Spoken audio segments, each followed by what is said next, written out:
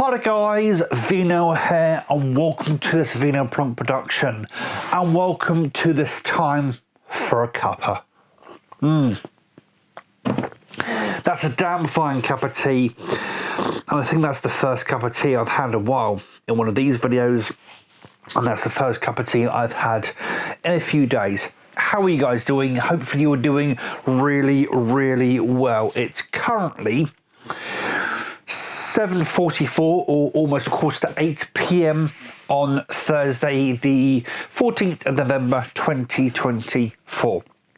Me? If you haven't caught my OTGV from yesterday, I'm quite ill. At the moment, I have a heavy cold / flu going on, and right now my chest is extremely painful. If I breathe, talk, move, you may be asking, why are you doing this video then? If you're in a bit of a state like that.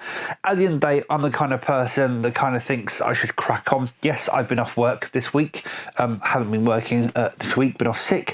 However, I am the kind of person who thinks I still want to keep going. I've gone out and done errands this week whenever I'm able to do so. I still want to go out and get fresh air and go for walks and stuff like that. I still try and stay as active as possible, even though I am incapacitated or you know, unable to do some things or in a lot of pain. I still carry on, and it's always been said among my family that I have quite a high pain threshold anyway, so it is what it is. At the end of the day, if I do wince, if there's some crazy editing in this video, you know why. It's probably because I've had to edit around me having a bit of a pain attack, if you will. But other than that, I'm doing pretty good. It's my birthday on Saturday. I thought that I would do a dedicated video to talk about a couple of things that I did mention in my previous video that I'm sure some people, their ears pricked up when I said something in the last video. So I thought I'd do a dedicated video to talk about some of those things. So the first thing I wanted to talk about is the PS5 Pro. So for those of you who don't know, the PS5 Pro released last week on November the 7th, and all the reviews are now out for the PlayStation 5 Pro. I was going to purchase a PlayStation 5 Pro before the reviews came out. Before that, to be honest, I was on the fence about PS5 Pro, and of course I then learned I'm going to be getting a back payment from work, and then that back payment was pretty much going to pay for a PS5 Pro for me, so I was kind of on the PS5 Pro train. Having seen some of the comparisons, having seen some of the reviews, I'm not too sure about a PS5 Pro. In a lot of the comparisons, in a lot of the reviews, people have had to really pixel peep between the base PS5 and the PS5 Pro in order to see a difference. The other thing is the PS5 Pro does not come with a disc drive, and I'd have to fork out another £100 basically for a external disc drive. I say external, it's not like it sits to one side, it still attaches to the PS5 Pro, it just doesn't come as standard. And as countless people online have all said, if you're going to be getting the Pro version of a console, why on earth does it not come with a disc drive? I have a fair collection of movies on 4K and TV shows on 4K, and of course if I were to sell my PlayStation 5 base, PlayStation 5, in order to get the PS5 Pro, then I'd be without a 4K player. Probably for a couple of months, to be honest, because I don't plan on buying a disc drive for a couple of months, so I won't be able to play any of my disc-based 4K games, 4K discs. I have sold all my disc-based PS5 games for now, and I will be rebuying them later, but all of this comes together in that I don't think right now I'm going to be buying a PS5 Pro. There are a lot of people that have said that once GTA 5 6 comes out, and it looks like it'll be coming out next year, there are rumours that it's going to be coming out fall 2025. Not substantiated just yet, but that seems to be where they're aiming for. So there's a lot of people saying that maybe the PS5 Pro came out to sort of prepare for GTA 6 that obviously is releasing in about a year's time. And yes, before anybody asks, GTA is a big enough of a game that a company would put out new hardware for, straight up. I mean, PlayStation GTA 5 is still is the highest grossing game ever. And what I mean by highest grossing, I don't mean like from sales, I mean it's generated the most amount of money for a single IP. It's ludicrous. It is absolutely ludicrous how much money GTA 5 has ranked in for 2K and Rockstar and all that kind of stuff. So absolutely, there are some companies out there like Sony who would consider releasing new hardware for GTA 6 or the next GTA game to make it run the best that it can run. So that's where I'm at the moment. It's going to be quite a big outlay for me in order to purchase everything, and maybe now's not the time. So the question is, what am I going to spend the money on? The first thing I went to is to buy a Lenovo Legion Go. Basically, I sold my Steam Deck, my second Steam Deck that I had a while ago, and do I miss it?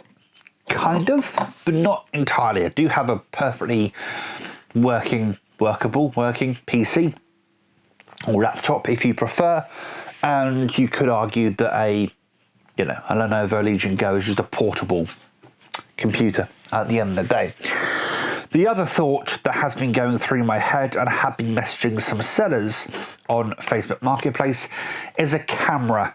Not just any camera, but a full frame camera. So to explain digital cameras to you, so if we go way back to film cameras, they develop, expose, capture onto 35mm film. 35mm film is a certain, resolution. So not resolution, certain, what's the word I'm looking for?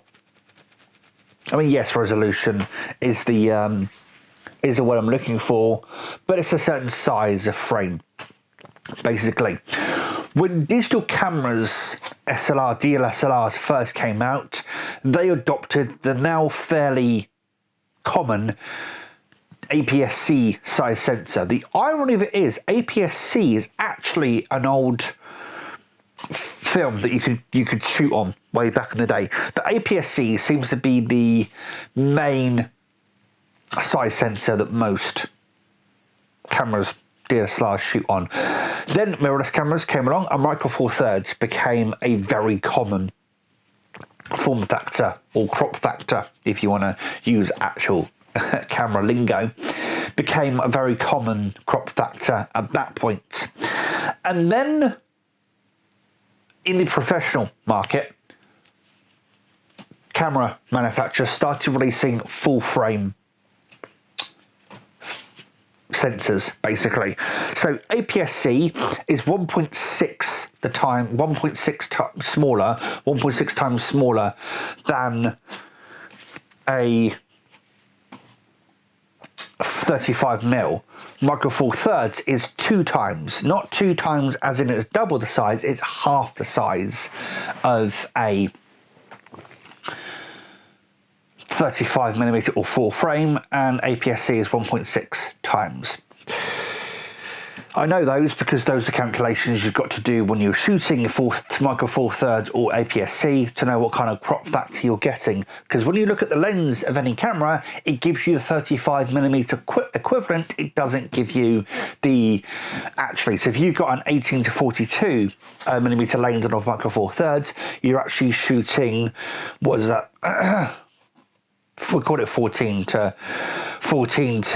50, we'll call it, which actually I think this lens might be on what I'm currently going. You'd have a 28 to 100 millimeter equivalent lens, because of course you've got to bear in mind the crop factor that Micro Four Thirds gives you in the first place.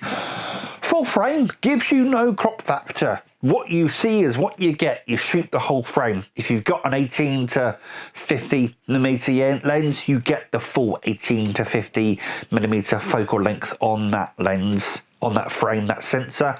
You just get that. They're really good for low light sensitivity, low light shooting, and they're really good for detail. They have a lot of detail in them because they tend to be on the higher end of the megapixel count, because of course they are really big sensors. There are lots of point and shoot cameras nowadays that have a 1-inch sensor, and some people have called that the full frame equivalent of point and shoot.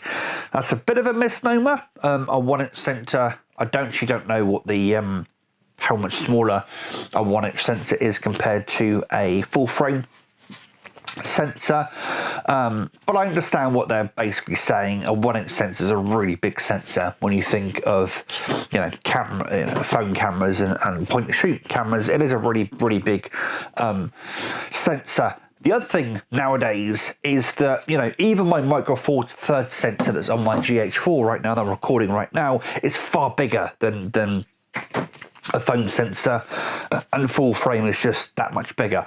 I've wanted a full frame camera for goodness only knows how long. I've lusted after a 4K full frame camera for years. It's one of those things when you realise, when you get into digital photography and you get into digital cameras, you realise that they are not gimped.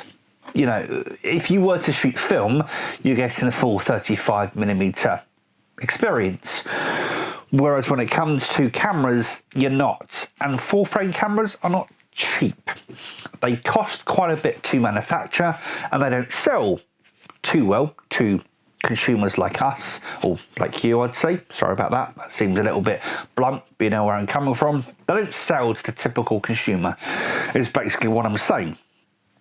So they cost a lot to make, and they're very expensive cameras because they need to make their money back, basically. Simple fact of the matter, the more they think they can shift of a particular SKU of something, the less it costs, because they know how quickly they can make their money back. Whereas full frame cameras are a bit more niche, so they're not going to sell as many as, say, an APS-C or an entry-level camera, so they have to price them accordingly.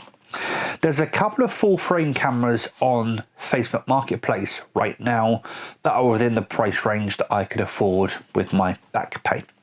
So that's what I'm considering going for. I was considering selling my GH4 and getting a full frame camera and using that as my camera, but you know what, I might just have both, to be honest. Having a backup camera is always useful in some situations.